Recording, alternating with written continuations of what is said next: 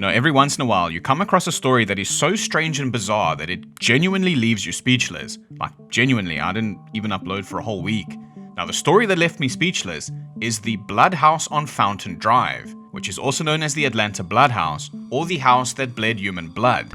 Yeah, this story nearly gave me a brain aneurysm trying to figure out, but not for the reasons you might be thinking.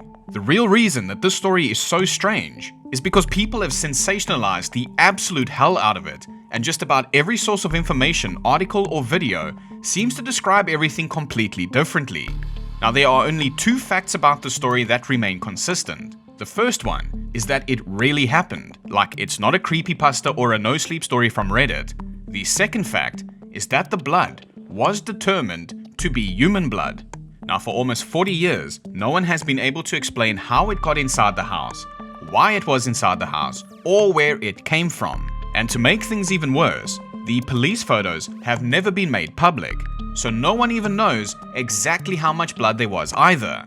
These two photos are about the only two photos that exist of this case, and the actual house itself on Google Earth has been blurred out from the street view. Now, that is possibly because of privacy concerns, because this house got a lot of attention, but again, there are just no photos of this case.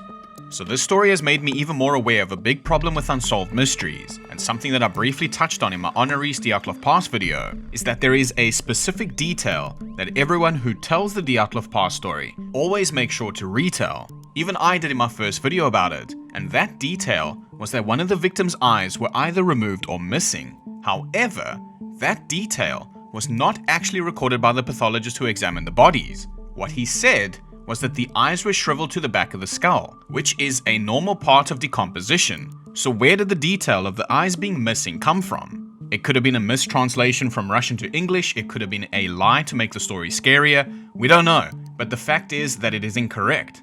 So to prove my point a little bit further, you might be familiar with this photo. This is the surgeon's photo, which is also known as the quote-unquote best proof of the Loch Ness monster.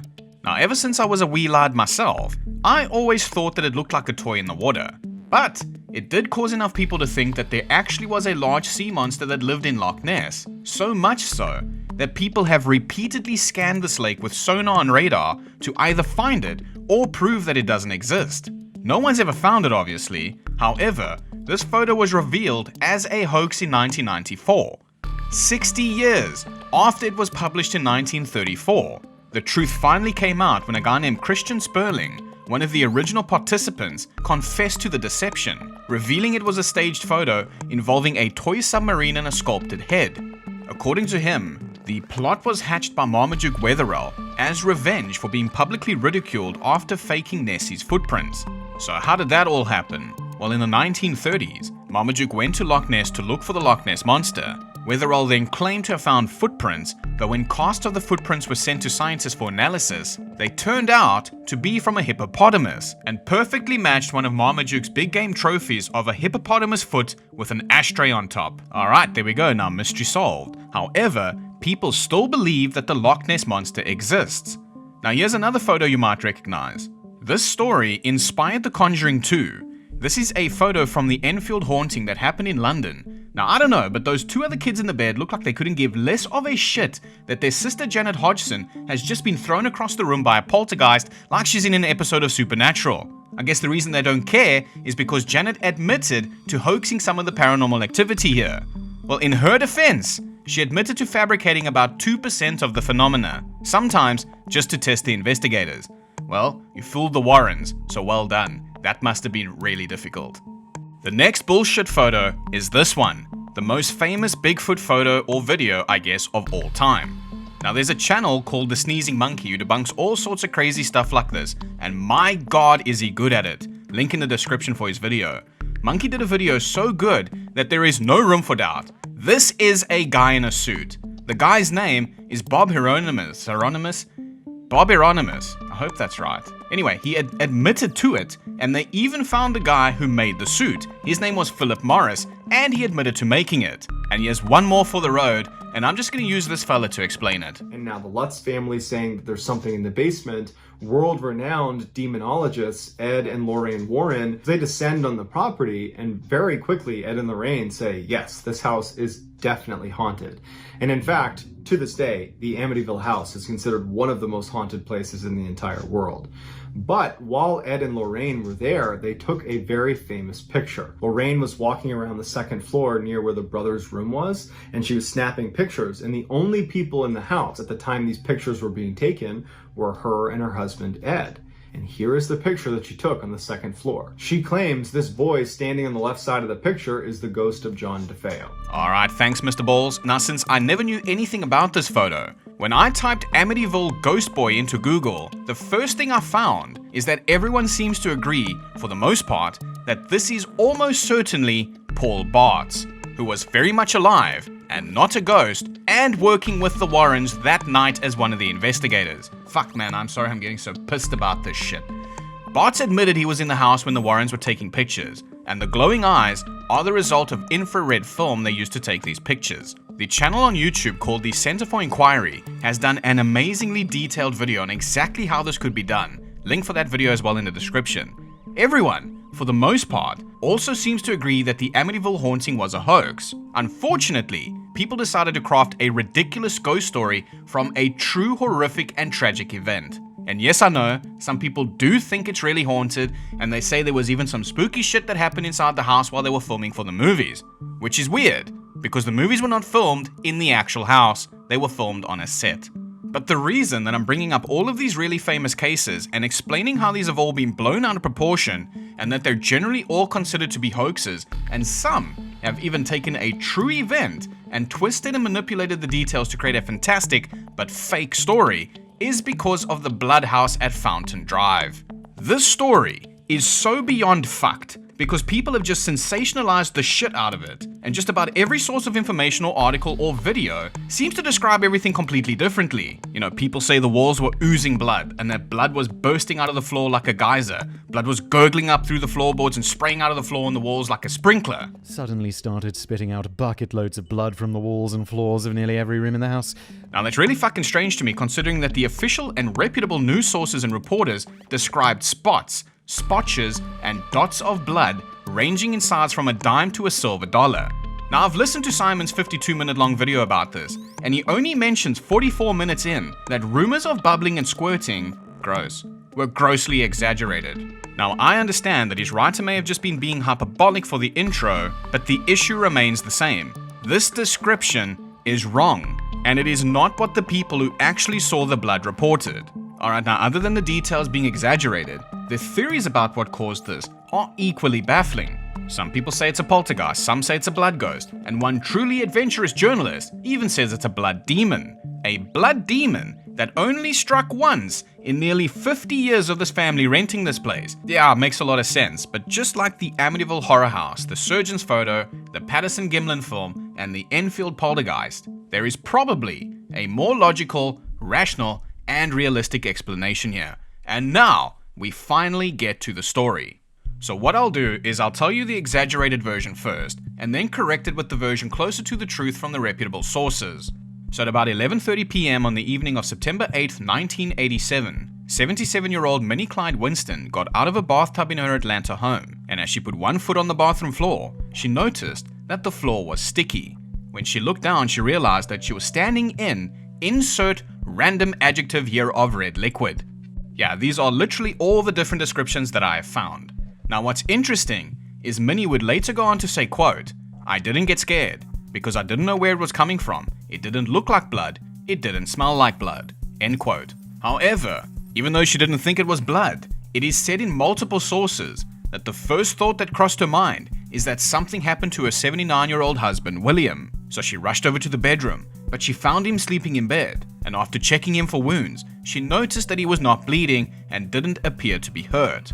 While that's sweet, it's not exactly what happened. Reputable sources from the time make it quite clear that she just got out of the tub, saw the red liquid, and just went to William and said, quote, "Come look at all this red stuff coming out of the floors," end quote. As the elderly couple went to check it out, they noticed that this red liquid wasn't only in the bathroom. Again, depending on your source, the blood was literally oozing from every wall in the house. It was said that there was copious amounts of blood It was running down the walls and squirting like a sprinkler. Suddenly started spitting out bucket loads of blood from the walls and floors of nearly every room in the house. Now, without photos, it's hard to say for sure. However, a local reporter who got to see it for himself described the blood as, quote, stains that ranged from the size of a dime to a silver dollar, end quote. These same reputable newspapers also said that it was only in at least 5 rooms of their 6-bedroom home, mostly found on the floor and lower parts of the wall, and usually near heating vents in the floor. Now, the rooms that had blood included a bedroom, the kitchen, the living room, the bathroom of course, the basement, all the hallways, and some crawl spaces that were inaccessible for a human being because they were too small to fit into. By the way, I don't know how this is going to come out in the recording, but my neighbor's dogs are going fucking crazy. Alright, where were we? So Minnie and William, apparently, started searching their home for the source of this red stuff, and since they had no pets that could have made a mess like this, they checked to see if any kind of wild animal maybe found its way inside their home and bled all over their home, even though they didn't think it was blood. But they couldn't find any wild animals or ways for them to get inside the home either. They also ruled out rodents, since they'd never had a problem with them before, and they even checked to see if their security alarm was still active to rule out intruders. And lo and behold, the alarm was still armed. Now at this point, Minnie and William had rented this property for 22 years already, and nothing weird like this had ever happened before, or afterwards by the way. They also had 3 children, but none of them was still living with their parents at the time, so Minnie and William were alone inside their home. Now, William also had an illness with his kidneys, which required him to go through regular dialysis to clean his blood. And even though they didn't believe this red stuff was blood, Minnie and William inspected the dialysis machine for leaks and holes that could squirt the blood all over the walls. And of course, there were no leaks or damage on William's dialysis machine. Now, I'm not sure how much of that was accurate, but basically, after they were unable to figure out what the red liquid was, the Winstons called the police. William said, quote, "We've never had anything like this happen before, and this is the first time I've had to call the police. I don't know what the stuff is. My wife is upset because she doesn't know where it's come from. Me, I'm not bothered by it because I'm in bad enough shape as it is." End quote. The first emergency service to arrive at the house were EMTs, who meticulously checked the elderly couple for missed wounds or cuts on their bodies, but none were found. The next group of people to arrive were the police. The police asked the couple whether there were any other people in their home at the time. The Winstons said no, it was just the 2 of them, and that they locked their doors at 9:30 p.m. that evening and then set their security alarm. The police also initially thought that perhaps a wild animal found its way in, but just like the Winstons apparently, they couldn't find any sign of a wild animal that had made its way inside their home. The police then started looking at the case from the standpoint of a criminal investigation. Police Lieutenant Horace Walker said, quote, "Usually, where there is blood, there is a body," end quote. However, even though they were considering all kinds of possibilities, like a fucking murder, they waited more than 13 hours before calling the state crime lab experts to come and test the blood. Is your blood also boiling from this story? Be careful, it might be a blood demon. Now, a guy named Ted Staples from the state crime lab said, quote, "We are usually the first people called by the police. Why it wasn't like that in this case, we don't know," end quote. Well, that's because that's just a tradition of unsolved mysteries. But the issue with this delay is that when the state crime lab came over to collect samples of the blood, they only had dried blood to work with. If they were called in sooner, they could have had fresh blood, which would have easily revealed the sex, race, and other aspects such as traces of drugs or alcohol. Now again, since there are no public photos of this incident, we can only take the word of the few people who saw the blood for themselves. For example, the reporter who mentioned there were spots the size of a dime or silver dollar, and of course Ted Staples, who also saw it for himself, and according to his description of the blood, quote, "It looked like the blood was projected out of something or shaken off of something," end quote. Hey, but if we want to make the story really fucking scary, we can use another random description once again.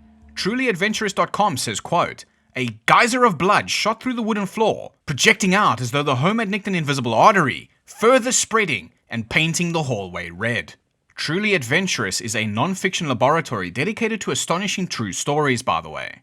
Now, the director of the state crime lab, a guy named Larry Howard, said, quote, "If we have to work with dried blood, an analysis can take at least twice as long. It is harder, for example, to separate cells from dried blood.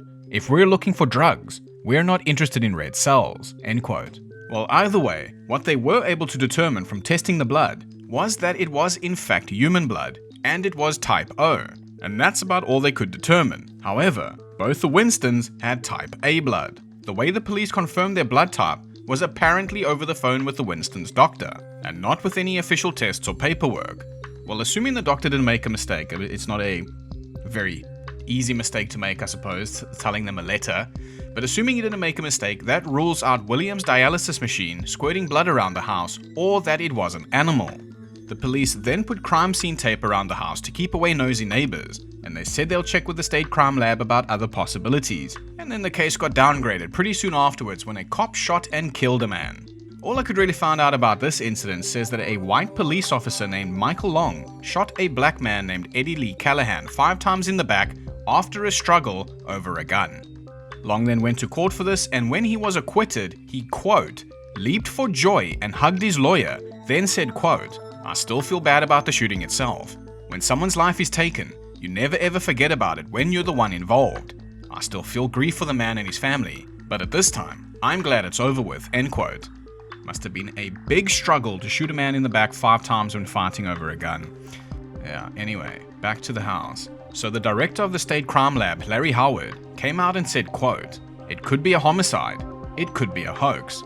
Then a second spokesperson came out and said, quote, we're not assuming it was a hoax. If that were the case, I'm sure the police wouldn't still be investigating it. Make up your fucking mind, please. And then on September 12th, about 4 days after the blood was discovered, Lieutenant Horace Walker said, quote, we have no leads at this time. We will continue a routine investigation, and if we find that no crime was committed, we're through with it. As we see it now, there has been no crime. Someone could have done this as a hoax. It concerns me that we don't have any answers, end quote. Then about 6 weeks later, Atlanta Homicide Detective Sergeant Bolton said, quote, we have not stopped looking because we know houses don't bleed, but we haven't determined that a crime was committed, and that is our primary concern, end quote. The state crime lab would then conclude soon after this that no murder had actually taken place in the home. And yeah, that was about the end of that. The police no longer really investigated the blood house on Fountain Drive, probably because they had more people to go out and shoot, I guess. However, the public's interest in the bleeding house was just beginning. People would not leave the Winstons alone, and their phone rang all night long with people asking if any more blood has appeared in their home. People were also just showing up on their doorstep and asking to come inside and see the blood. And even one self-described parapsychologist named William Roll Jr. showed up at their home with a reporter and was immediately told to fuck off out of here! Me! Get out! Hey, excuse me, madam! Kesha. Fuck me!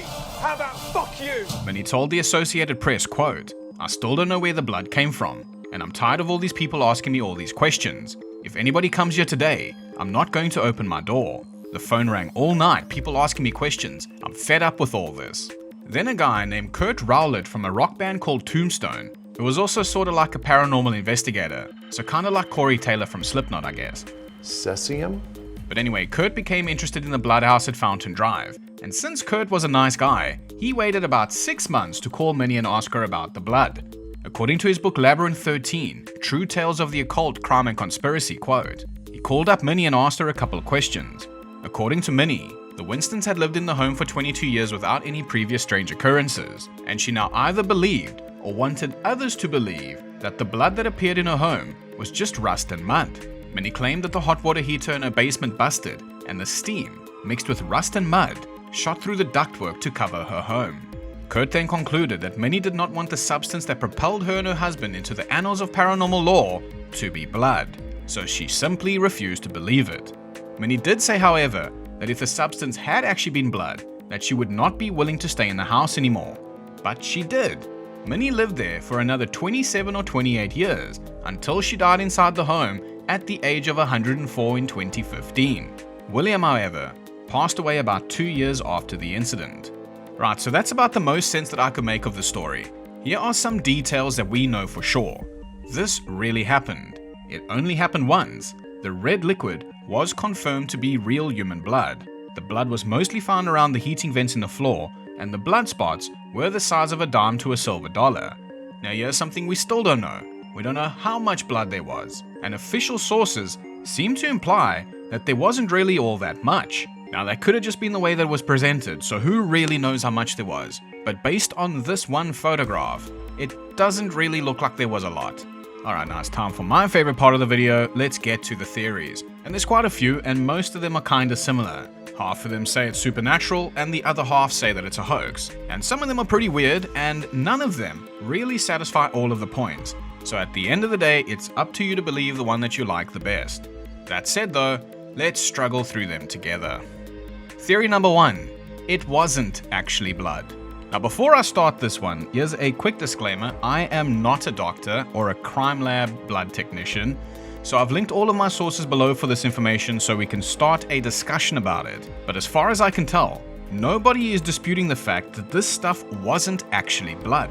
Since this is what Minnie Winston believed, that it was just rusty muddy water from a busted boiler, let's entertain this theory and see if it can hold up, and if it is at all possible that a mistake was actually made. Now again, here's what we know for sure. The blood was usually found around heating vents in the floor. The blood spots were mostly found on the lower parts of the walls and the floors. The blood was also in an inaccessible crawl space, and according to Minnie and William, the stuff didn't look or smell like blood. This is all in favor of her theory that the blood was rusty water coming out of a busted boiler. And I am also not sure why someone would put blood in an inaccessible crawl space if they were doing this as a hoax, but there it was. Now again, I am not a doctor, I don't pretend to be a doctor, however, according to the reputable sources, the crime lab determined within 1 day that the red liquid was blood and that it was type O. According to forensic resources, link in the description, false positive reactions when testing for blood have been observed with rust. I haven't been able to find out specifics about what test the crime lab did. Not surprising though, because we couldn't even find photos of the blood, but if they only did presumptive tests, like the phenolphthalein test, also known as the Castle-Meyer test, which uses a phenolphthalein solution to show the possible presence of blood based upon a peroxidase reaction of hemoglobin, which produces a pink color. This test is presumptive because it also produces false positives from other substances, such as saliva, pus, malt extract, vegetable extract, and the salts of certain heavy metals. If they did the presumptive luminol test, a chemical compound known as luminol is used in a solution or sprayed onto suspected surfaces. This compound gives a strong blue fluorescence when viewed with a UV light. The luminol reacts with hematin, a substance formed as bloodstains age, and produces a luminescence which is best observed in the dark. Now false positives have also been observed with the presence of copper salts. Most brass, bronze, and similar alloys which contain copper can give a false positive reaction, which is important to consider when dealing with things like locks, door handles, and other fixtures made of these materials. Interestingly, copper is a common material in house heating boilers, particularly for heat exchangers and some piping systems. Now, on the other hand, there is a test called the RSID blood test, which is the Rapid Stain Identification blood test, which is pretty damn accurate. According to Science Direct, quote, "Human blood is the body fluid most commonly encountered at crime scenes, and blood detection may aid investigators in reconstructing what occurred during a crime. In addition, blood detection can help determine which items of evidence should be processed for DNA STR testing. Unfortunately, many common substances can cause red-brown stains that resemble blood. Furthermore, many current human blood detection methods are presumptive and prone to false positive results. We present evidence demonstrating that the RSID test is accurate, reproducible, easy to use, and highly specific for human blood." End quote. Now the only issue is that this test was developed in the 2000s. This article was published on Science Direct in 2008 and are thanking people for testing early versions of it. So this test was unavailable for the Atlanta Bloodhouse. Another method which may have been a good confirmatory test that this was really blood was DNA fingerprinting, which was only first used in 1986, but Georgia only started using that method in 1991. So then how did they come to the conclusion that the blood type was type O? Now again, I am not a doctor and I'm not pretending to be. However, we don't know how thorough the blood tests were. All we know is within 1 day, they determined this liquid was blood. According to Edie Votek on forensic blood typing, quote, "Another confirmatory test for blood is a blood type testing. Testing for blood groups relies on the precipitation of an antigen-antibody complex called agglutination. Only blood will produce this agglutination, which means the blood will clump together, which is why it is classified as a confirmatory blood test. So how is blood typing performed? Precipitation reactions between antigens, which are on a person's red blood cells, and antibodies, which are in the blood liquid, can produce visible reactions if both components are in equivalence. In this equivalent state, neither the antibody nor the antigen is in excess, and antigen-antibody complex bind to form large networks that precipitate out of solution. So when an antibody attaches to a red blood cell's antigen, the reaction is called agglutination. This is a cost-effective test and is easily detectable by eye. Now there are 4 blood types. There is A, B, AB, and O. Types A and B antigens are codominant, so a person can have both type A and type B and B type AB. You get it, right? The person could be type AB. Someone with only A antigens will have type A blood, and someone with only B antigens would have type B blood. A person with neither A nor B antigens will have type O blood. So when type O blood is tested, it does not agglutinate. It does not visibly clump together. So if the samples were actually rusty, muddy water like many thought, then it's very, very, very unlikely, but not impossible, that the crime lab made a mistake. Possibly because the blood didn't clump together, they misinterpreted that as type O. Again, it is very unlikely, but not impossible that they made a mistake. And when the ABO tested the blood, if the samples weren't actual blood or the cells were too degraded, which we know they were because they sat drying for at least 13 hours, there'd be no antibodies from the blood to react with the antigens of the blood cells, so that could be misinterpreted as type O if that's all they really did to test the blood. So now how did they determine that it was human blood? Fuck knows. So this is not the most likely explanation. In fact, I'd say it's really unlikely that a mistake like this was even made. But mistakes do get made. And I'm also not going to accuse the police or crime lab of lying either, or having some sort of agenda against a black couple that had what looked like blood splattered all over their home. However, it was 1987 in Georgia, and let's not beat around the bush. There were some problems. Just look up the 1987 Forsyth County protests. So let's just leave it at that. It is very, very, very unlikely, but it's also not impossible. Speaking of impossible though, theory number 2, the blood seed demon. Now for this theory, I'm going to paraphrase Truly Adventurous, because this is one of the things of all time, that's for sure. If Brenda Dripple, the state lab blood tech, was deprived of extracting more stories from the blood, so were the paranormalists who were now being ignored by the police detectives when they called to express urgent advice. They too had narratives to share, drawn from parapsychology and world religions, legends, and lore. Some were convinced that there was by now a demonic presence on Fountain Drive and begged to be put in touch with the Winstons to warn them. What may have begun as a quasi-symbolic manifestation, a violent disruption to normal patterns, could allow a parasitic entity a terrifying power over the house. The police, according to these theorists, were in way over their heads. Truth be told, paranormalists were accustomed to being dismissed, but to them, the case's details were no new age mumbo-jumbo. It was a tale old as time. There was grave danger, but there was also hope. The all-powerful blood sea demon revealed ancient manuscripts composed between 200 and 400 BCE, was once defeated and could be defeated again.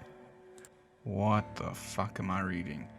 Even those in a position to help, those who believed in them, like their natural ally, the young lab tech Brenda, were now barred by police protocols. What became plain with every passing hour was the fact that no one could restore order to their situation. No one, that is, but Minnie and Willie themselves. The blood sea demon, so wrote the ancient texts, had been on a rampage when confronted by a powerful female figure, a warrior who is charged with fighting back against those forces trying to destabilize divine rule. With the house surrounded from the outside, Minnie and Willie took a stand inside, their home and reputation at stake. They would have to close whatever this portal was, this unnameable rift that channeled the pain of their community. The blood sea demon is believed by some to be the king of all demons, and now snarls in rage at being challenged by the powerful female warrior and her allies. She charges with a long blade, slicing into the beast and splattering its blood. But the drops of blood begin to shift, to move, to change and grow.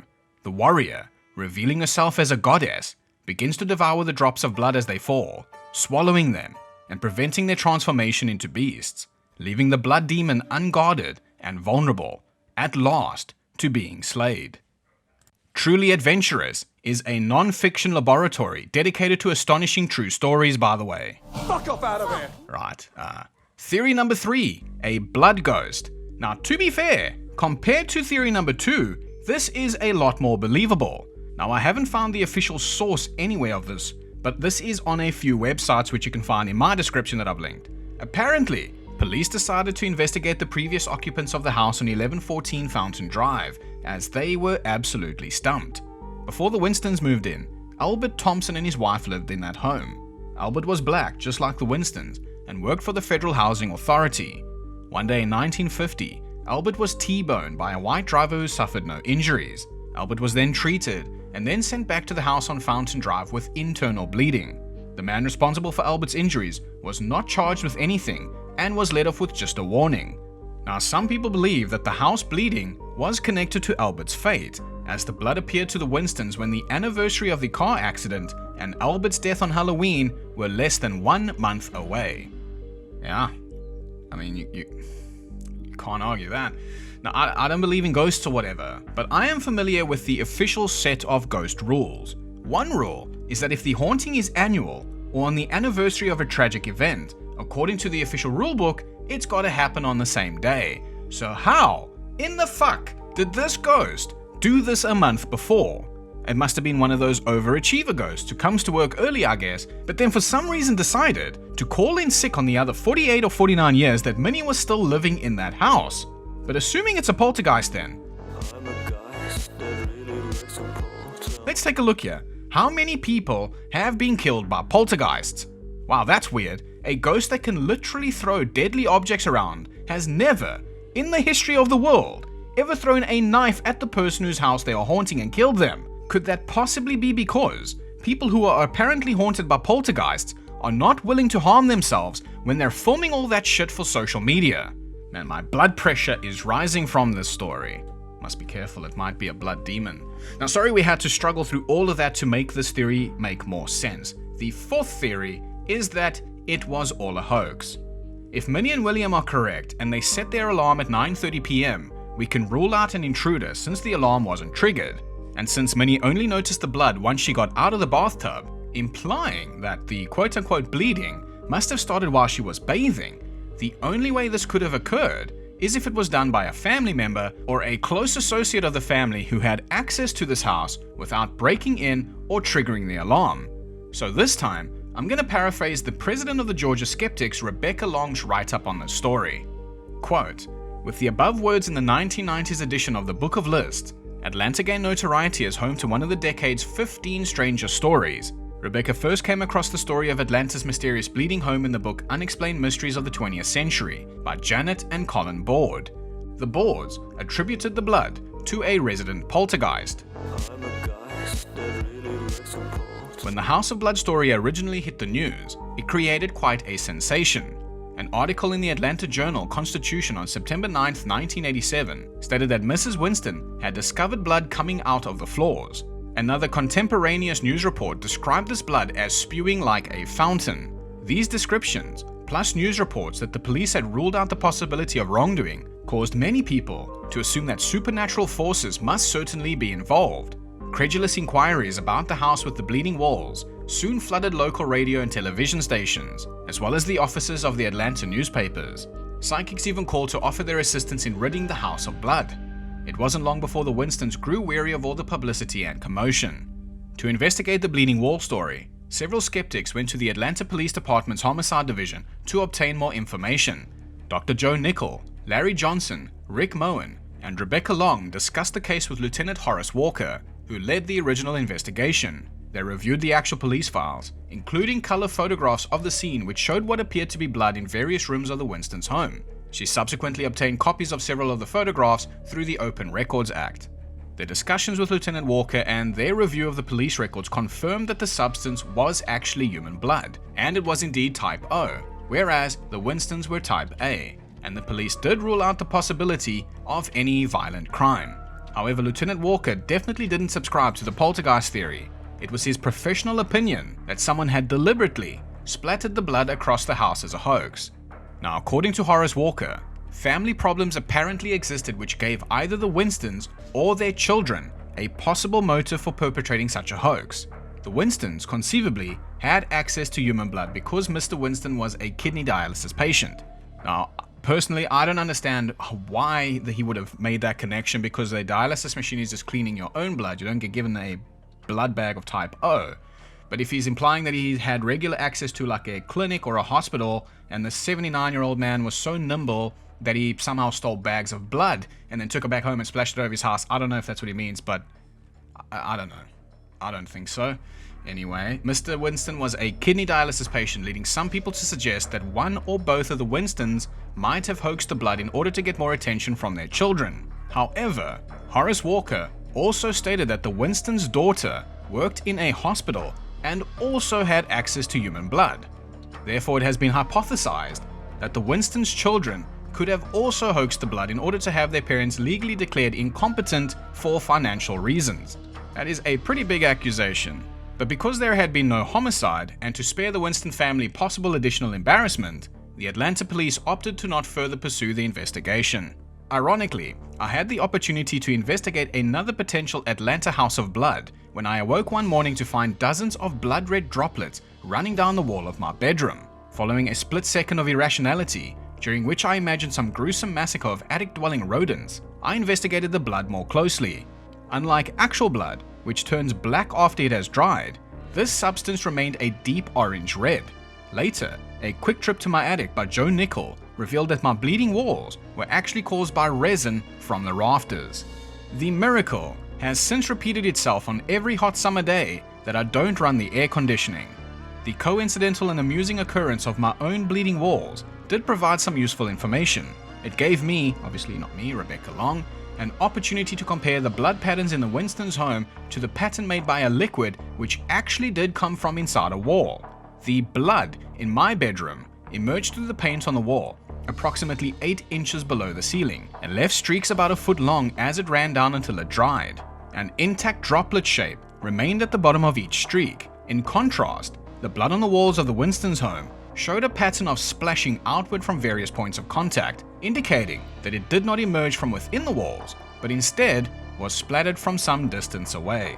To give the authors of the Book of Lists some credit, at least they included the Atlanta House of Blood in the list of strangest stories instead of in the next section entitled Strange Events. Perhaps readers will take a hint and put the credibility of walls which ooze blood in proper perspective when they read this companion claim from the list of strangest stories. Mrs. Felina de la Cruz, 45, a laundrywoman from the Cabanatuan in the Philippines, claimed to have given birth to an 18-centimeter mudfish on October 13, 1990. She called it Angelique Jezebel and tried to bottle feed it before skeptical journalists. Her husband Romeo said he heard the fish say ick ick shortly after his wife delivered it, but admitted there were no outside witnesses. They planned to give it a Catholic baptism. Alas, Angelique Jezebel died the following January. What in the fuck am I reading today? I apologize for how this video is going. I did say it almost gave me an aneurysm. Now I suppose you can understand why. Okay, so assuming the Georgia skeptics are onto something, just for the sake of conversation then, how would one of the family members or someone associated with this family be able to get the blood bags out from wherever they were, the hospital, the blood banks, and bring them to the house? For this, I turned to the experts of Reddit, because everyone there seems to know everything. This paragraph from Truly Adventurous gets referenced in this Reddit thread. Quote, one detective canvassed blood banks to see if any supplies had gone missing. These too seemed entirely secure. In fact, with the AIDS crisis at peak, blood was guarded as a precious resource. It was a second locked room mystery. Not just how blood got into the residence, but how blood might have gotten out of a secure location such as a blood bank. The word hoax was also thrown around. One anonymous police source scoffed that some adults will act like children just to get attention, infantilizing the Winstons, parents of 3 and grandparents of many, who both had spotless records. A whispering campaign began alleging that one of the Winstons' grown daughters, who worked at a hospital, could have been responsible for planting the blood, the whispers tainting her and the family name and besmirching her profession. End quote. Well, I mean, Truly Adventurous is a non-fiction laboratory dedicated to astonishing true stories. The shortest answer of how they got the blood, if this was a hoax, is in a biohazard waste bin. Love this comment here. It wouldn't have been suitable for transfusion blood, just suitable for throwing at walls blood. So another point that must be remembered here is that the blood type was O, which is the universal donor type, lending a little more credence to this possibility as well, that the blood came from a blood bank or a hospital.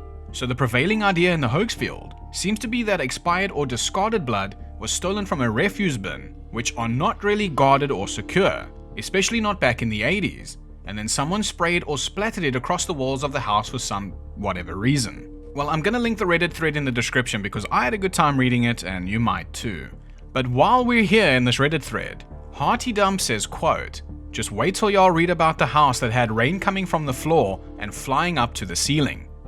You must be talking about this guy, Don Decker, the Pennsylvania Rainman that could apparently make it rain indoors on command, but no one ever thought to record this or take a photograph. Well, I don't know if you know this, but Don didn't only have the power to control water, but also fire, and was arrested for arson after setting a restaurant on fire. Don Decker must be the avatar, I suppose, because he can control all the elements. Well, if you liked this disaster of a video, let me know if you want me to do another one like this on the Rain Man of Pennsylvania. But yeah, leave your thoughts and theories in the comments below, like the video, subscribe to the channel. I gotta go do something to lower my blood pressure. And I'll see you again soon with another unsolved mystery. Thanks for watching.